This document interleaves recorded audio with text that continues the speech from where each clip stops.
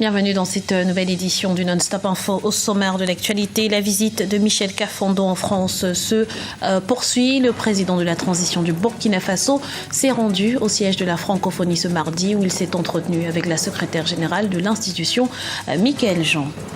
C'est une première. Amina Gourib Fakim, scientifique de renommée internationale, a été désignée nouvelle présidente de Maurice.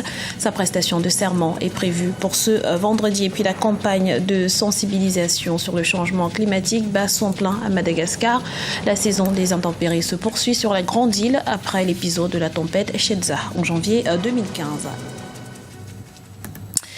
Mais avant de développer ces titres, première visite à l'étranger pour le président Muhammadu Buhari, et c'est aux voisins du Nord qu'elle a été réservée. Le nouveau chef d'État du Nigeria se rend ce mercredi à Niamey, au Niger, pour une visite officielle, la première depuis son investiture à Abuja.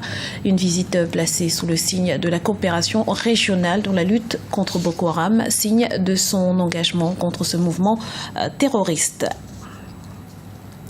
Michel Kafando, président de la transition au Burkina Faso, poursuit son séjour parisien.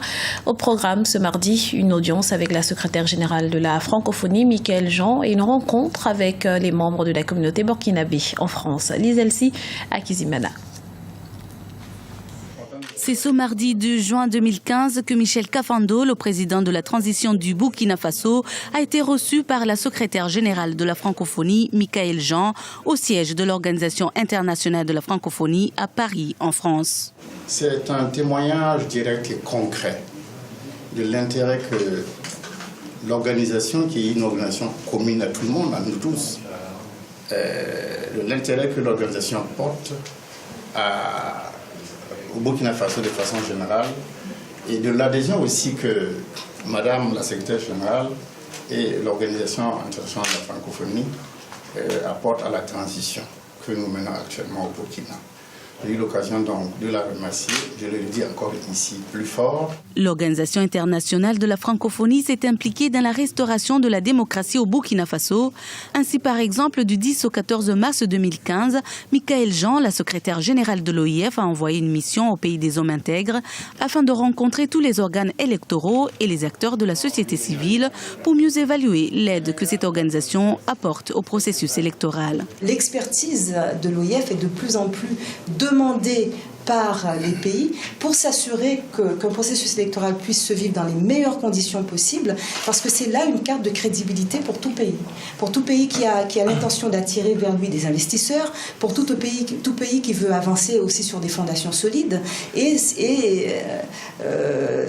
se porter garant dans un climat de stabilité et de sécurité, du développement global et durable, et se porter garant aussi de la confiance à établir avec la population.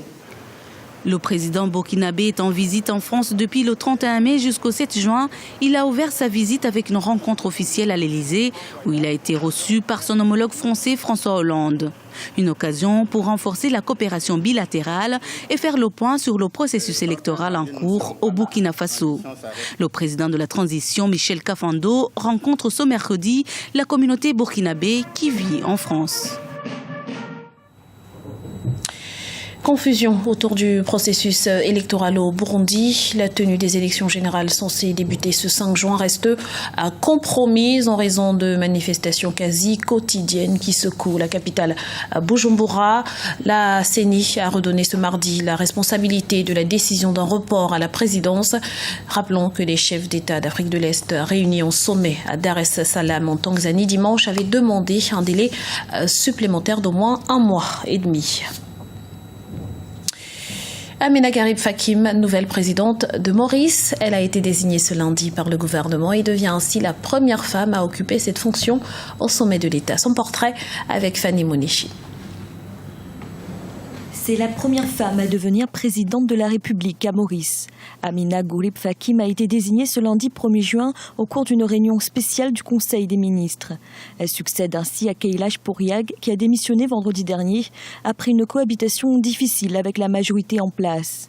Il faut dire que dans le système mauricien, le chef de l'État a peu de pouvoir face à un régime primo-ministériel qui domine. Le président, ici comme ailleurs, a une autorité morale. Donc elle est censée se placer au-dessus de la mêlée politique, avoir une vision très globale de notre société.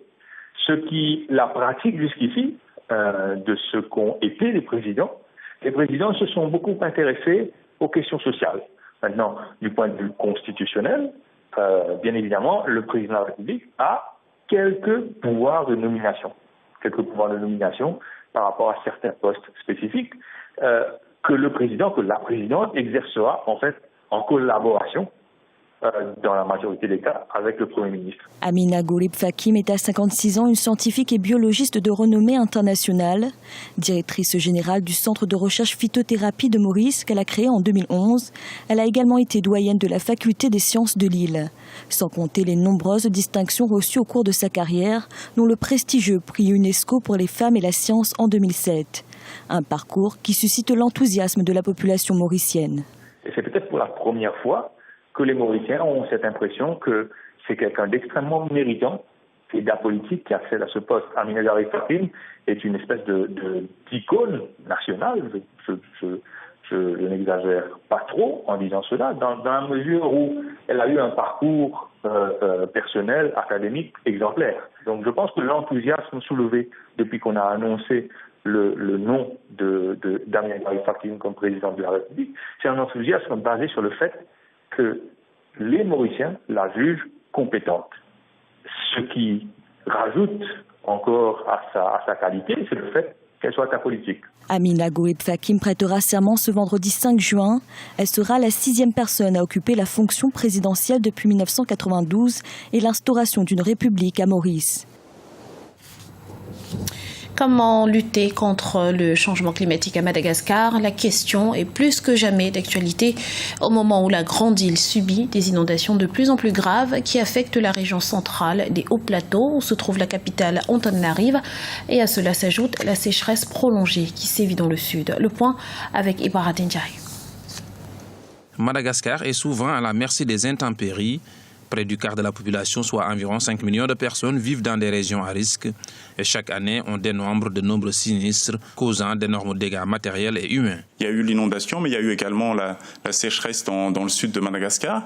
Donc, il y a le Bureau national de la gestion de risques et de catastrophes à Madagascar qui s'y attelle. Mais également, il y a aussi des campagnes de sensibilisation au niveau du ministère de l'Environnement, justement, pour prévenir, pour sensibiliser la population sur, justement, l'impact du changement climatique et de changer les mauvaises pratiques dans le temps. Pour minimiser les risques, les autorités misent sur l'information et la sensibilisation des populations. L'objectif est de promouvoir, entre autres, de nouvelles pratiques agricoles pour limiter les pertes agricoles.